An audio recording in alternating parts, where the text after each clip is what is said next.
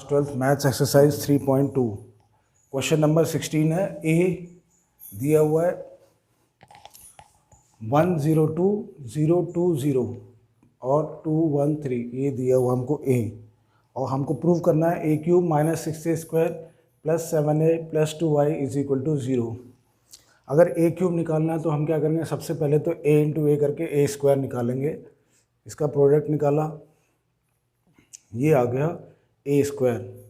ए cube चाहिए तो ए square को फिर से ए से मल्टीप्लाई कर दिया तो हमारा ए क्यूब आ गया। अब हमको चाहिए लास्ट में, तो हमको ये चाहिए a cube minus 6a² plus 7a plus 2y is equal to 0 prove करना है। ए क्यूब हमारा ये निकल गया, फिर क्या है माइनस 6a² प्लस 7 है तो माइनस, ये तो ए क्यूब हो गया हमारा। इसके बाद माइनस 6 इंटू ए स्क्वायर भी हमारा निकला हुआ तो ये वैल्यू निकली हुई है, इधर ए स्क्वायर की वैल्यू डाल देंगे। प्लस 7 इंटू ए की वैल्यू ये भी हमारे पास है। प्लस 2 इंटू आई होता है आइडेंटिटी मैट्रिक्स, क्योंकि ये कितनी है, ये 3/3 की है, 3 रो है इसमें 3 कॉलम, तो इसको भी इतना ही बनाएंगे हम। 2 इंटू आई में और क्या रहता है, जो डायगोनल एलिमेंट होते हैं वो 1 1 होते हैं, बाकी सब एलिमेंट 0 होते हैं। अब इसको हम सॉल्व कर रहे हैं।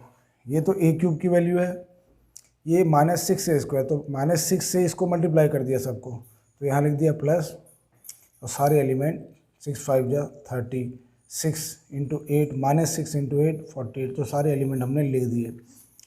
प्लस 7 इंटू ए, तो 7 से मल्टीप्लाई कर दिया सारे एलिमेंट्स को अंदर। उसके बाद 2 से आइडेंटिटी वाले को मल्टीप्लाई करेंगे तो जहाँ जहाँ 1 होगा वहीं 2 आएगा, 2 इंटू 1 2 2 2, यहाँ बाकी जगह तो 0 आएगा। अब इसको आगे सॉल्व करते हैं तो क्या हो गया, ये 21 है, इन सबको पूरा सॉल्व करना है। 21 माइनस 30 प्लस 7 प्लस 2, तो ये हो जाएगा। ऐसे 12 8, ये है 12, फिर यह है माइनस 12 प्लस 0, तो ये आ गया, ये वाला एलिमेंट आ जाएगा। ऐसे सारे एलिमेंट हमारे पास आ जाएंगे, और लास्ट में जो वैल्यू आएगी इनको जब सॉल्व करते हैं तो वो है 0 0, और वही हमको प्रूव करना था कि मैट्रिक्स जो है 0 0 बन रही है।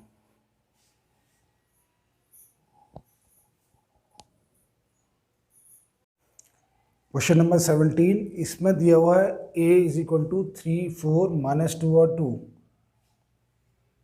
और हमको प्रूव क्या करना है, then find k so that a square is equal to k a minus 2i। हमको k फाइंड करना है। हमको ये दिया है कि ए स्क्वायर जो है के ए माइनस 2i के बराबर होगा। 2i मतलब आइडेंटिटी एलिमेंट, आइडेंटिटी मैट्रिक्स। तो यहाँ पर हो गया ए स्क्वायर, निकाल देते हैं हम पहले। ये हो गया ए स्क्वायर, ए को ए से मल्टीप्लाई किया तो ए स्क्वायर आ गया, और ए स्क्वायर की वैल्यू कितनी आई, 1 4 माइनस 2 और माइनस 4। अब क्या है, ए स्क्वायर जो है के ए माइनस 2i, तो के ए कितना है 3 4 माइनस 2 2 माइनस 2 आई क्या होता है 1 0 0 1। इसी के बराबर, इसी के ऑर्डर की मैट्रिक्स बनानी होती है जिसमें डायगोनल एलिमेंट 1 1 होते हैं। अब उसको हम आगे सॉल्व करते हैं तो ये तो हमारा ए स्क्वायर है, के इंटू ए, अगर के से इसको मल्टीप्लाई कर देंगे सारे एलिमेंट्स को 3k, ये क्या आ जाएगा माइनस 2k, ये 4k, ये माइनस 2k। अब प्लस माइनस 2 से इनको सबको मल्टीप्लाई किया तो ये माइनस 2 इंटू 1 माइनस 2, यहाँ भी माइनस 2, तो अब आगे इसको इन दोनों को ऐड किया तो ये हो गया 3k माइनस 3k, यहाँ पर है माइनस 2, 3k माइनस 2, ये कितना हो जाएगा माइनस 2k प्लस 0, ये 4k प्लस 0, ये माइनस 2k माइनस 2, और ये किसके बराबर है, ए स्क्वायर के बराबर है, और ए स्क्वायर हमने निकाला है पहले से ही। अब हम इक्वेट करते हैं कि 3k minus 2 is equal to 1, 3k minus 2 1 है, तो 3k कितना आ जाएगा, माइनस 2 वहाँ गया तो प्लस 3 हो जाएगा, 3k 3 के बराबर है, तो k किसके कितना हो गया 1, ये तो एक से ही निकल गया। अब हम किसी और से भी चेक करना चाहते हैं तो 4k प्लस 0, ये वाला किसके बराबर होगा 4 के बराबर, तो 4k की वैल्यू 4 आई, k की वैल्यू 1 आ गई। क्वेश्चन नंबर 18, ए दिया हुआ हमको 0 minus tan alpha 2 tan alpha by 2 और 0। आई एक आइडेंटिटी मैट्रिक्स है जो ऑर्डर 2 यानी कि स्क्वायर मैट्रिक्स है, जो कि 2 कॉलम 2 रोज की है। Show that 1i plus A is equal to I minus A, ये हमारा i प्लस ए LHS ले लेंगे हम, I minus A into cos alpha sine alpha minus sine alpha cos alpha, इसके बराबर है। तो show that I plus A ये देना, तो आई प्लस ए ये हमारा LHS है 1001 plus 0 tan alpha by 2 minus tan alpha by 2 0, ये हो गया। इसको अगर हम ऐड करते हैं तो 1 plus tan alpha by 2 minus tan alpha by 2 1, जो कि हमने लास्ट में प्रूव किया है कि RHS लेके हमने यहाँ लास्ट में ये प्रूव किया है। तो हम क्या करते हैं, इसको थोड़ा सा सिंप्लीफाई करने के लिए, क्योंकि tan अल्फ़ा इधर भी आएगा RHS में आएगा, tan अल्फ़ा बाई 2 को t ले लेते हैं। तो LHS हमारा i प्लस ए, जो कि वैल्यू आई है ये 1 प्लस tan अल्फ़ा बाई 2 को t लिख दिया, माइनस tan अल्फ़ा बाई 2 को माइनस टी और 1। अगर tan अल्फ़ा बाई 2 t होता है, cos अल्फ़ा की वैल्यू होती है, हमने cos 2 अल्फ़ा की तो सीखी है। cos अल्फ़ा क्या होगा, उसी में एंगल आधा हो जाता है। 1 minus tan square alpha by 2 1 plus tan square alpha by 2, ये cos अल्फ़ा की आइडेंटिटी होती है। साइन अल्फ़ा को 2 tan alpha by 2 1 minus tan square alpha by 2 ऐसे लिख सकते हैं। तो हमारा RHS क्या है, हमारा RHS है 1 I minus A cos alpha sine alpha minus sine alpha cos alpha. इसकी जगह हम tan वाले ये जो फॉर्मूले हैं ये डाल देंगे। ये तो हमारा LHS हो गया। RHS से हम प्रूव करेंगे कि वो LHS के बराबर है। आई माइनस ए, आई डाल दिया 1001 माइनस 0 ए में क्या क्या है, tan alpha by 2 minus tan alpha by 2 0। तो यही हमारा आई माइनस ए है। उसके बाद इसको मल्टीप्लाई करना है इससे, किससे, कॉस अल्फ़ा। कॉस अल्फ़ा की वैल्यू डाली 1 minus tan square alpha by 2 1 plus tan square alpha by 2। फिर साइन अल्फ़ा की वैल्यू डाल दी -2 tan alpha by 2 1 plus tan square alpha by 2। इधर साइन अल्फ़ा की वैल्यू डाल ली, इधर कॉस अल्फ़ा की फिर से वैल्यू डाल दी।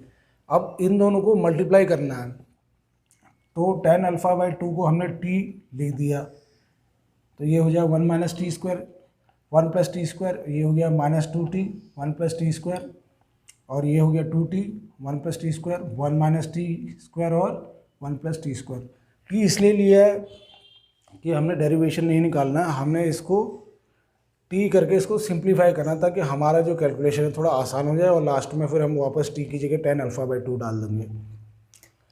तो जब हम इसको, ये तो हमारा प्रोडक्ट, जब ये इसको और इसको माइनस किया तो ये आ गया। अब इसका इसके साथ प्रोडक्ट होगा, तो इसको भी टी में डाल दिया, तो 1 माइनस टी हो गया, टी प्लस 1, और इसके साथ हम प्रोडक्ट करेंगे। प्रोडक्ट कैसे करेंगे, इसका फर्स्ट रो इसका फर्स्ट कॉलम के साथ, फिर इसी की फर्स्ट रो इसके सेकंड कॉलम के साथ, फिर सेकंड रो लेंगे, सेकंड रो का फर्स्ट कॉलम, सेकंड रो का फर्स्ट कॉलम करेंगे तो ये एलिमेंट आ जाएगा। सेकंड रो का सेकंड करेंगे, सेकंड कॉलम से करेंगे तो ये आ जाएगा। इसको मल्टीप्लाई करके जब हम सॉल्व कर लेते हैं तो हमारे पास आ जाता है 1 plus T minus T plus 1, जो कि किसके बराबर है, LHS के बराबर है। और हमने वैल्यू डाल दी और LHS ये प्रूव कर दिया। तो इस तरीके से इसको करना है।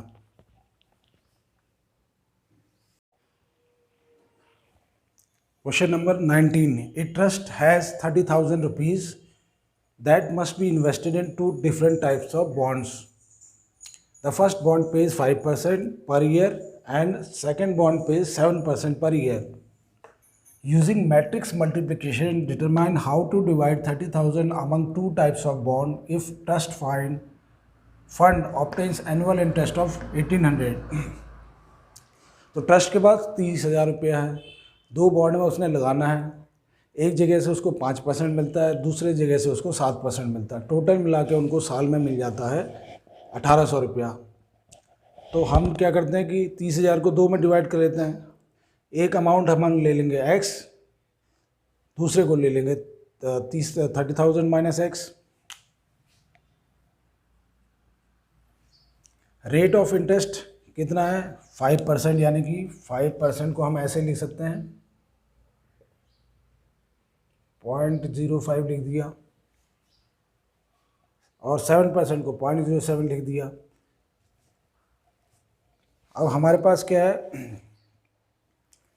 कि यहाँ पर हमने मैट्रिक्स के हिसाब से लिख दिया, इधर x लिख दिया और दूसरा अमाउंट जो है हमारे पास 30,000 माइनस एक्स है, 30,000 माइनस एक्स, और इधर रेट ऑफ इंटरेस्ट हमने 0.05 और 0.07 लिख दिया, और टोटल मिला के ये आ रहा है जो उनको पैसा मिलेगा, अमाउंट मिलेगा, वो है 1800। अब वैसे अमाउंट का फॉर्मूला क्या होता है, amount is equal to P 1 plus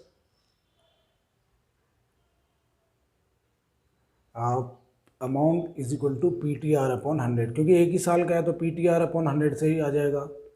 अब इस साल एक ही है इसमें, तो ये तो एक हो जाएगा, amount is equal to P, साल एक है, रेट ऑफ इंटरेस्ट कितना है 5% है, तो 100 कर दिया, तो ये कितना हो जाएगा 0.05, अमाउंट इज इक्वल टू हो जाएगा 0.05 अगर 5% है, और इसको P से प्रिंसिपल मतलब जो भी हमारे पास पैसा हम लगा रहे हैं, यहाँ पर x लगा रहे हैं, यहाँ पर 30,000 माइनस एक्स, उससे अगर हम मल्टीप्लाई करते हैं तो हमारा अमाउंट निकल आता है, इसीलिए हम इन दोनों को मल्टीप्लाई कर रहे हैं, क्योंकि PRT अपॉन 100 एक ही साल के लिए है, तो इस तरह से P इंटू, तो अमाउंट हमारे पास ये है 1800, इसलिए ये इस तरह की क्वेश्चन बन गई, तो इसको हम इससे मल्टीप्लाई करेंगे।